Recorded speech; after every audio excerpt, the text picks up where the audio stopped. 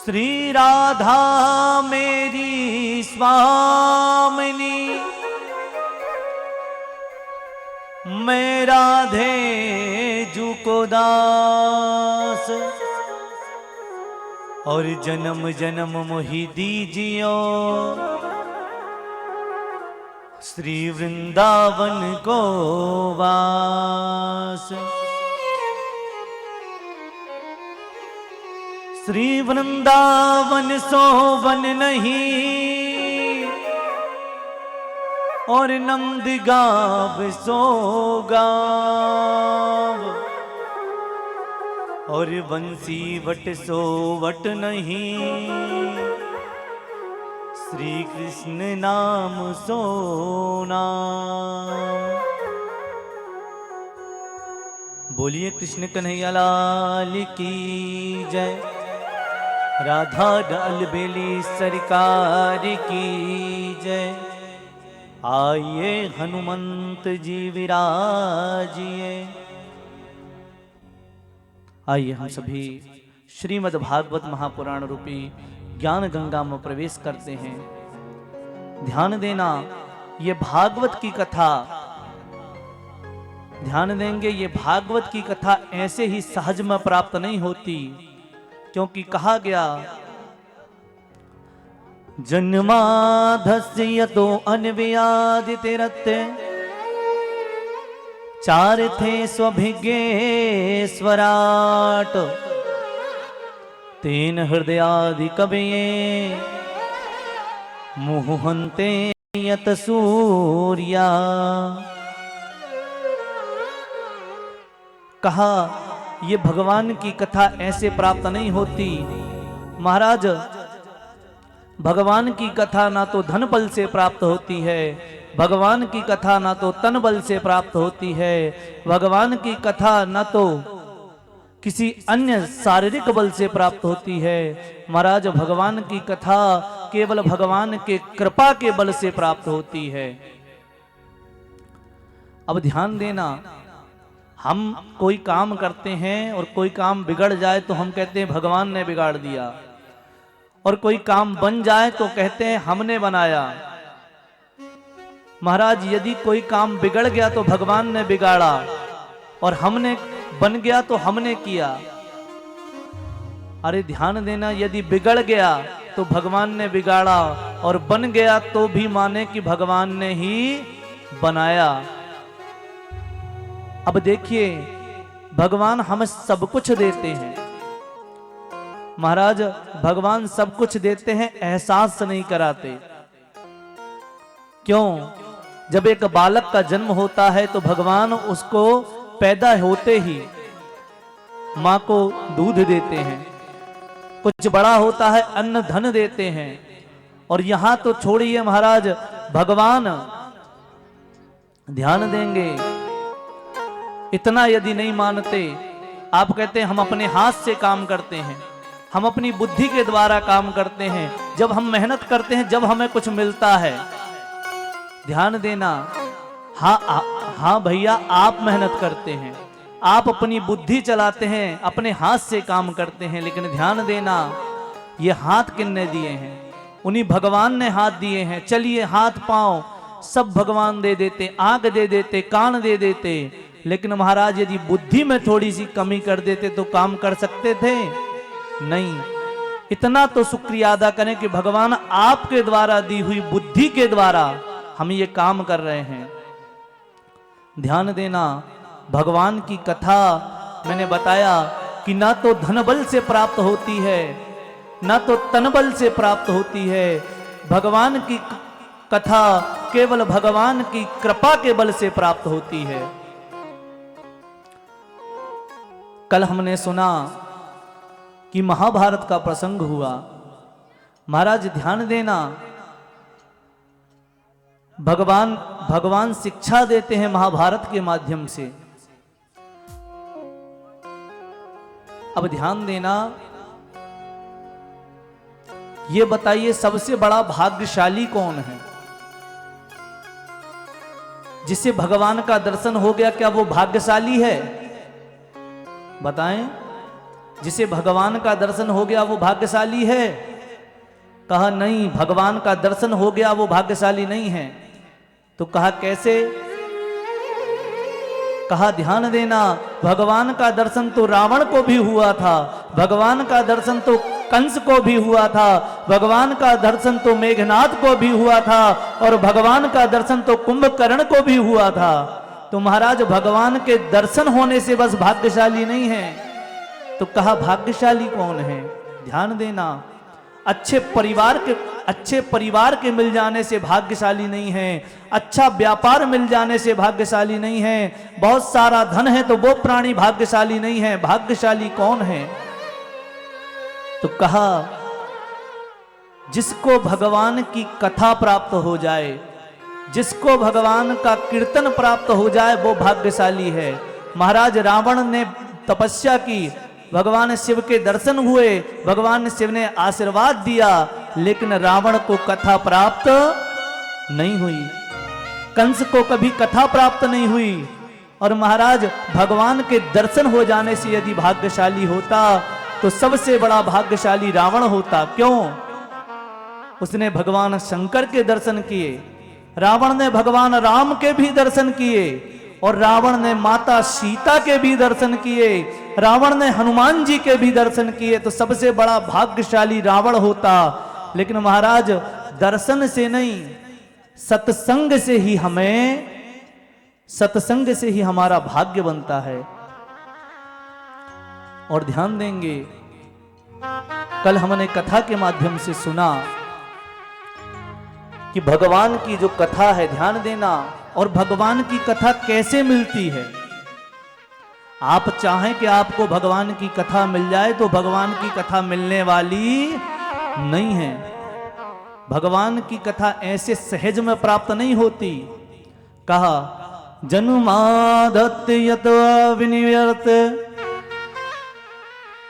चार्थे स्वभिज्ञे स्वराट। कहा भगवान की कथा ऐसे सहज में नहीं मिलती। कब मिलती है? जब कहा जन्म जन्मांतर के पुण्यों का उदय होता है तो भगवान की कथा सुनने मिलती है। महाराज भगवान के दर्शन तो पापी को भी हो जाते हैं, धर्मात्मा को भी हो जाते हैं, लेकिन भगवान की कथा केवल भाग्यशालियों को प्राप्त होती है। जो सौभाग्य आपको मिला है, कल हमने सुना कि संपूर्ण कौरवों का विनाश हुआ।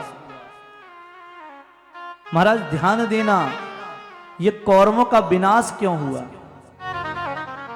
और हम कहते हैं कि कौरव बुरे थे, पांडव अच्छे थे। तो महाराज यहां बुराई और अच्छाई की बात नहीं है। बुराई कैसे बनती है? कहा जो प्राणी अपने जीवन में संतों का, अच्छे लोगों का संग करता है, उसके अंदर बुरे व्यवहार आते नहीं हैं, होते भी हैं तो सुधर जाता है। कैसे? ध्यान देना, ध्यान देंगे, भगवान का संगत पा करके, ये पांडव हैं, भगवान का संग पा करके इनकी जो संपूर्ण बुराइयां थी दूर हो गईं। और महाराज कौरव को शकुनी का संग मिला। महाराज जैसे बुरे का संगत यदि प्राप्त हो जाए, भक्तों ध्यान देंगे, बुरे व्यक्ति की यदि आपको संग प्राप्त हो जाए, बुरे व्यक्ति की संगत प्राप्त हो जाए तो उसे तुरंत त्याग देना चाहिए। यहाँ शिक्षा मिलती है कि भगवान की संगत मिलने से पांडवों को विजय प्राप्त हुई, और यहाँ शकुनी की संगत मिलने से कौरवों का सारा धन समाप्त हो गया। दूसरा उदाहरण, वाल्मीकि जी बहुत बड़े चोर थे, आपने सुना होगा। जो वाल्मीकि जी हैं बहुत बड़े डकैत थे, लेकिन एक दिन वहां से संत चले जा रहे थे। वाल्मीकि जी ने देखा संत जा रहे हैं, चोर थे। कहा इनके पास बहुत धन होगा। महाराज संतों को पकड़ लिया। संतों ने कहा कि बताइए हमें क्यों पकड़ा? तो कहा मैं चोर हूं, मेरा काम है डेली चोरी करना। कहा जो धन हो वो दे दो, नहीं तो हम तुमको मार डालेंगे। कहा सब संतों ने मन में विचार किया चोर है, लेकिन महाराज संत बड़े दयालु होते हैं, संतों के मन में बड़ी दया होती है। वहां वाल्मीकि जी ने सोचा कि ये है तो चोर, लेकिन आज इसे संतों का दर्शन हुआ है, और महाराज संतों का दर्शन जिसे हो जाए, यदि उसके जीवन में परिवर्तन ना आया तो संत दर्शन का महत्व घट जाएगा। संतों ने सोचा इसे हमारे दर्शन हुए हैं और संत दर्शन का ये फल है कि ये पापों से दूर हो जाए। तो संतों ने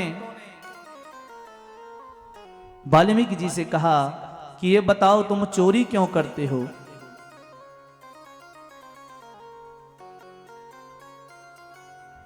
कहा तुम चोरी क्यों करते हो। तब वाल्मीकि जी ने कहा मैं अपने परिवार के भरण पोषण के लिए चोरी करता हूं। तो कहा इस चोरी का फल क्या तुम्हारे परिवार के भुगतेंगे। वाल्मीकि जी ने कहा जरूर भुगतेंगे, मेरे से बहुत प्यार करते हैं। तो कहा एक काम करो, घर में जाओ, घर वालों से पूछ करके आओ कि जो मैं धन लाता हूं वो तो आप खाते हो, जो मैं अन्न इस धन से खरीद के लाता हूं वो तो आप ग्रहण करते हो, लेकिन क्या मैं जो चोरी करता हूं उसका पाप भी आप ग्रहण करेंगे।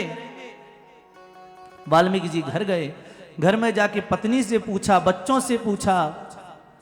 सभी पुत्र बच्चों ने कहा कि आप कैसे भी धन लाएं, आपके अन्न का, आपके धन का, आपके वैभव का, आपके पैसे का तो हम उपयोग कर सकते हैं, लेकिन आपके पाप के भागी हम नहीं बनेंगे।